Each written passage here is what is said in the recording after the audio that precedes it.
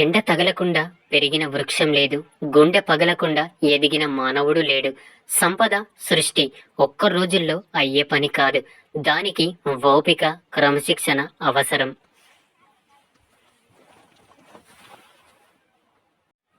కొన్ని పనులు విజయవంతంగా చెయ్యాలంటే కొంత సమయం, శ్రమ, ప్రణాళిక అవసరం.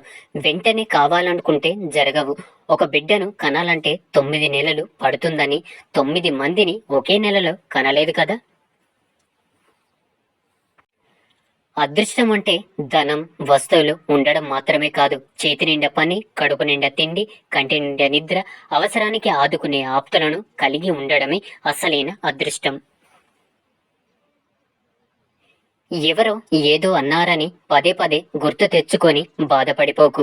నువ్వు ఎదుర్కొనే నిందలు, పొగడ్తలు ఏవీ శాశ్వతం కావని గుర్తుంచుకో.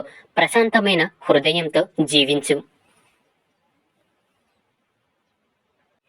ఏకాగ్రత, ప్రతి నిమిషం కొత్తగా ఆలోచించడం, జ్ఞానంతో ఉండటం ఇలాంటివన్నీ సృజనాత్మకతలో భాగంగా ఉంటాయి. భారాన్ని తలిచి బాధపడకు. ఈ ప్రపంచాన్ని మోసే భూమి ఉన్నది నీ కాళ్ళ కిందే అని మర్చిపోకు. నీతులు శుతిమెత్తగా ఉంటాయి, నిజాలు మాత్రం సుత్తిపోటులా ఉంటాయి. మనిషికి ఉపయోగపడని ఎంత మేధాశక్తి అయినా కాలగర్భంలోనే కలిసిపోతుంది.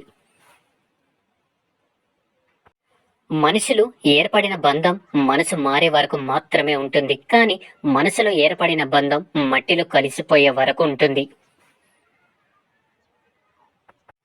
రాబందులు, కాకులు శవాన్ని మాత్రమే పొడుచుకు తింటాయి, కానీ కొన్ని నరరూప రాబందులు బ్రతికి ఉండగానే మాటలతో పొడుచుకు తింటాయి. సంతోషంగా ఉండడం చాలా సహజం, కానీ సహజంగా ఉండడం చాలా కష్టం. దేనికైతే నువ్వు భయపడి వెనుకడుగు వేస్తావో అదే నిన్ను మళ్ళీ మళ్ళీ వెంటాడుతుంది. ఒక్కసారి ఎదురెళ్ళి చూడు, ఆ భయమే నీకు భయపడుతుంది. కళ్ళతో చూసేది ఒక్కొక్కసారి నిజం కాకపోవచ్చు. ప్రతి చిరునవ్వు వెనుక సంతోషం ఉందని భ్రమపడకు. ఎవరికి తెలుసు, ఆ చిరునవ్వు వెనుక భరించలేని బాధ ఉండొచ్చు, ఆ మనుషులు మర్చిపోలేని జ్ఞాపకం ఉండొచ్చు. గుర్తుపెట్టుకో. తేలిక మనస్తత్వం గల వ్యక్తులు అదృష్టాన్ని, పరిస్థితులను నమ్ముకుంటారు. దృఢమైన వారు కృషిని, ఫలితాన్ని నమ్ముకుంటారు. సీతకొక చిలుక 14 రోజులు మాత్రమే జీవిస్తుంది, కానీ అందరికీ సంతోషాన్ని పంచుతూ హాయిగా జీవిస్తుంది. జీవితం చాలా చిన్నది, ఏది శాశ్వతం కాదు. అందుకే అందరికీ ఆనందాన్ని పంచుతూ సంతోషంగా జీవించండి.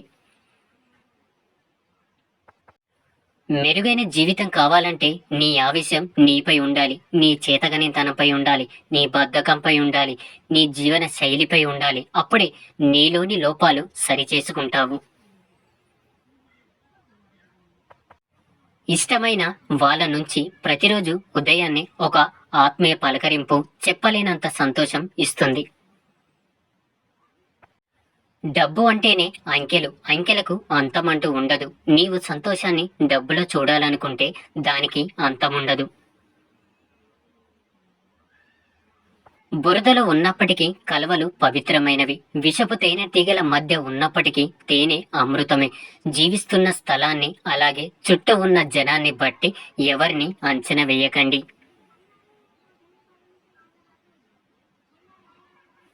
అన్ని పాములు విషపూరితము కాకపోయినా పాములన్నీ ఒకేలా కనబడతాయి. అలానే మనుషులందరూ ఒకలా కనబడ్డా వారిలో విషం కక్కే వాళ్ళు ఉంటారు. ఎన్ని నీళ్లు పోసినా ఎడారిలో మొక్కలు పెంచలేము. ఎంత సేవ చేసినా తల్లిదండ్రుల రుణం ఎప్పటికీ తీర్చలేము.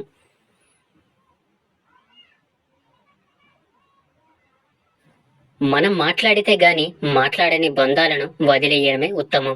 నువ్వు మాట్లాడితేనే మాట్లాడుతున్నారు అంటే నీ బంధం అక్కడ అవసరం లేదని అర్థం. సంపాదించడం అంటే కేవలం డబ్బునే కాదు, మనుషుల్ని, విలువల్ని, కష్టాల్లో ఉన్నప్పుడు మనల్ని గట్టెక్కించే వాళ్ళని, ఆపదలో ఉన్నప్పుడు మనల్ని ఆదుకునే వాళ్ళని, బాధల్లో ఉన్నప్పుడు ధైర్యాన్ని నింపే వారిని, మన కోపాన్ని అర్థం చేసుకునే వారిని సంపాదించడం. భగవంతుడు ఈ పుట్టుక మనకు ఇచ్చింది మనకి నచ్చినట్లు బ్రతకమని, పక్కవాడి మెప్పు కోసం బ్రతకమని కాదు. జనం దృష్టిలో మంచి చెప్పినవాడు ఎప్పుడు చెడ్డవాడే, చెడు చెప్పినవాడు ఎప్పుడు మంచోడే. ఎలాగంటే కాటు వేసే పాముకి పాలు పోస్తారు, కానీ మనకు నీడనిచ్చే చెట్టుకు మాత్రం కనీసం నీళ్లు కూడా పోయరు. మన జీవితం గాలిపటం లాంటిది. మనం ఎంత ఎత్తుకు ఎదిగినా దానిని నియంత్రించే సూత్రం మాత్రం మన చేతిలోనే ఉంటుంది.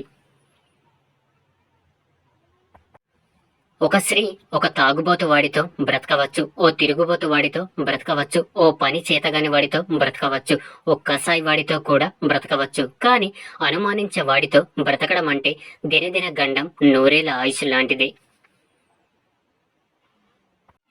మనసు ఎప్పుడు పాలలా ఉండాలి, నీళ్ళలా కాదు. పాలల్లో ఎన్ని నీళ్లు పోసినా తన రంగుని కోల్పోదు, కానీ నీళ్లలో కొన్ని పాలు పోసినా తన రంగుని కోల్పోతుంది. ఏది మారినా మనం మారకూడదు, మన మనసు మారకూడదు. భయం తనను రోజు ఇబ్బంది పెడుతుంది. అది ఎక్కడున్నా పట్టుకొని దాన్ని వెళ్ళగొట్టాలని ఒక వ్యక్తి వెతుకుతూ కూర్చున్నాడు. అన్ని చోట్ల వెతికాడు, అతని మనసులో తప్ప.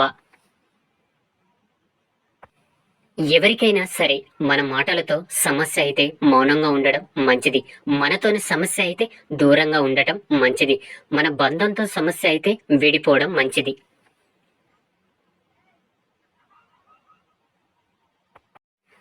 మీ భార్య ఇతర పురుషుడితో మిమ్మల్ని పోలుస్తుంది అంటే మీరు అతనిలా అవ్వాలని కోరుకుంటుంది, లేకపోతే అతన్ని మీలో చూస్తుంది అని అర్థం. నటన ముందు నిజాయితీ ఎప్పుడు ఓడిపోతూనే ఉంటుంది, కానీ నటనకు నిజాయితీ ఏదో ఒక రోజు ఖచ్చితంగా సమాధానం చెబుతుంది.